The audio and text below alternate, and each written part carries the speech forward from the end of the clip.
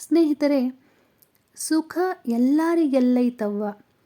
ಈ ಹಾಡು ಒಂದು ಅರ್ಥಪೂರ್ಣವಾದಂತಹ ಅದ್ಭುತವಾದ ಜನಪದ ಗೀತೆಯಾಗಿದೆ. ಈ ಹಾಡಿನ ಮಹತ್ವ ಹೇಳೋದಾದರೆ, ಕಷ್ಟ ಅನ್ನೋದು ಈ ಜಗತ್ತಲ್ಲಿ ಯಾರಿಗೂ ಕೂಡ ಬಿಟ್ಟಿಲ್ಲ. ಅದು ರಾಜನೇ ಆಗಿರ್ಬೋದು, ದೇವರೇ ಆಗಿರ್ಬೋದು. ಈ ಕಷ್ಟ ಅನ್ನೋದನ್ನು ಪ್ರತಿಯೊಬ್ಬರು ಈ ಜಗತ್ತಲ್ಲಿ ಅನುಭವಿಸಿಯೇ ತೀರಿದ್ದಾರೆ. ರಾಜನಾದಂತಹ ಹರಿಶ್ಚಂದ್ರ ಸ್ಮಶಾನವನ್ನು ಕಾಯ್ದ, ತುಂಬಾ ಕಷ್ಟಗಳನ್ನು ಪಟ್ಟ. ಹಾಗೆ ಮಹಾಭಾರತದಲ್ಲಿ ಪಂಚಪಾಂಡವರು ವನವಾಸಕ್ಕೆ ಹೋದರು, ತುಂಬ ಅವಮಾನ ಅಪಮಾನಗಳನ್ನು ಎದುರಿಸಿದರು.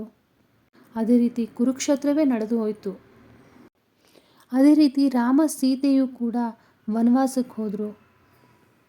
ಈ ರೀತಿ ಪ್ರತಿಯೊಂದು ಮನುಷ್ಯನ ಜೀವನದಲ್ಲಿ ಈ ಬೇವು ಬೆಲ್ಲದ ಹಾಗೆ ಸಿಹಿ ಕಹಿ, ಕಷ್ಟ ಸುಖ ಅನ್ನೋದು ಎಲ್ಲರ ಜೀವನದಲ್ಲಿ ಬರುತ್ತೆ. ಹಾಗಾಗಿ ಕಷ್ಟ ಬಂದಾಗ ಕುಗ್ಗದೆ, ಸುಖ ಬಂದಾಗ ಹಿಗ್ಗದೆ, ಎರಡೂ ಕೂಡ ಸಮ ಪ್ರಮಾಣದಲ್ಲಿ ನಾವು ನಮ್ಮ ಜೀವನದಲ್ಲಿ ಸ್ವೀಕರಿಸಬೇಕು. ಕಷ್ಟ ಬಂತು ಅಂತ ಇಡೀ ದಿನ ಚಿಂತೆ ಮಾಡಿಕೊಂಡು ತಲೆ ಮೇಲೆ ಕೈ ಇಟ್ಕೊಂಡು ಕೂರೋದಲ್ಲ. ಈ ಕಷ್ಟ ಅನ್ನೋದು ದೇವಾದಿ ದೇವತೆಗಳನ್ನೇ ಬಿಟ್ಟಿದ್ದಲ್ಲ. ಅಂದಮೇಲೆ ಈ ಮನುಷ್ಯರು ಯಾವ ಲೆಕ್ಕ? ಹಾಗಾಗಿ ದುಃಖ ಅಥವಾ ಕಷ್ಟ ಬಂದಾಗ ನಾವು ಯಾವಾಗಲೂ ಹೆದರದೆ, ಹಿಂಜರಿಯದೆ, ಬಹಳ ಧೈರ್ಯವಾಗಿ ನಿಲ್ಲಬೇಕು.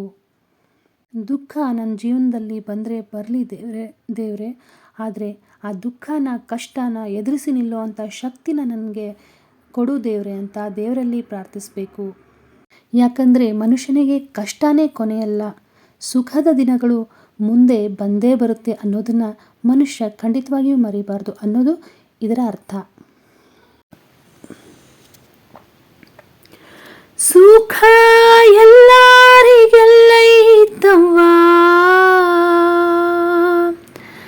ದುಃಖ ತುಂಬ್ಯಾದೆ ಮರುತ್ಯಾದ ಮ್ಯಾಲ.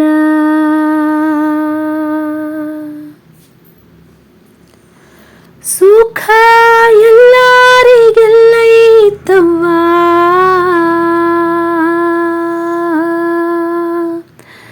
ದುಃಖ ತುಂಬ್ಯಾದೆ ಮರುತ್ಯಾದ ಮ್ಯಾಲ.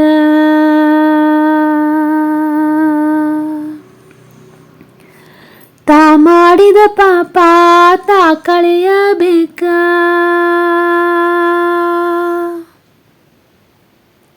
ಶಿವನ ಮ್ಯಾಲ್ಯಾಕ ಸಿಟ್ಟಾಗ ಬ್ಯಾಕ.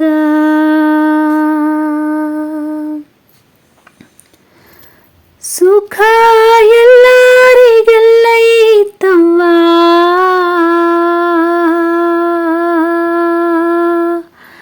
ದುಃಖ ತುಂಬ್ಯಾದೆ ಮರುತ್ಯಾದ ಮ್ಯಾಲ.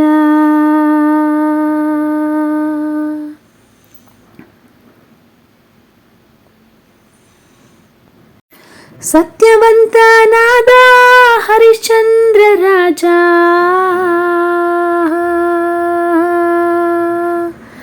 ಹೆಂಡತಿ ಮಕ್ಕಳ ಮಾರಿ ಋಣವ ತೀರಿಸಿದ.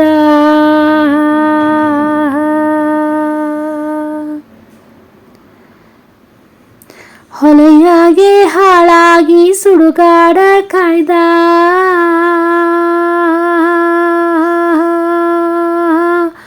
ಸುಖ ಎಲ್ಲರಿಗೆಲ್ಲೈತವ್ವ,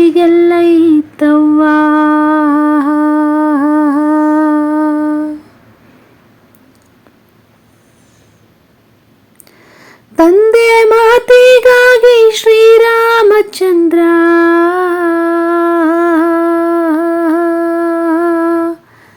14 ವರುಷ ವನವಾಸಕ್ಕೆ ಹೋದ.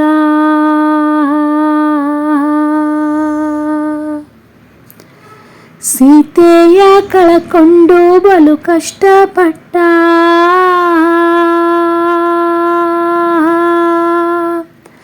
ಸುಖ ಎಲ್ಲರಿಗೆಲ್ಲೈತವ್ವ,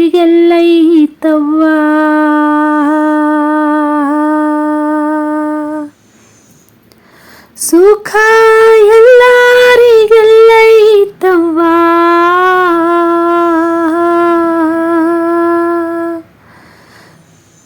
ದುಃಖ ತುಂಬ್ಯಾದೆ ಮರುತ್ಯಾದ ಮ್ಯಾಲ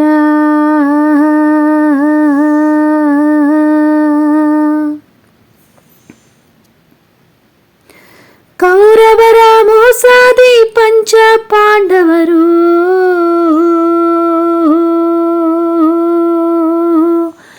ರಾಜ್ಯ ಕೋಶ ಬಿಟ್ಟು ಬವಣೆ ಪಟ್ಟರು.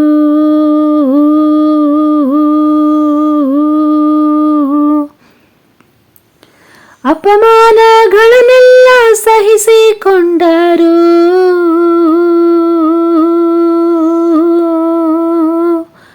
ಸುಖ ಎಲ್ಲ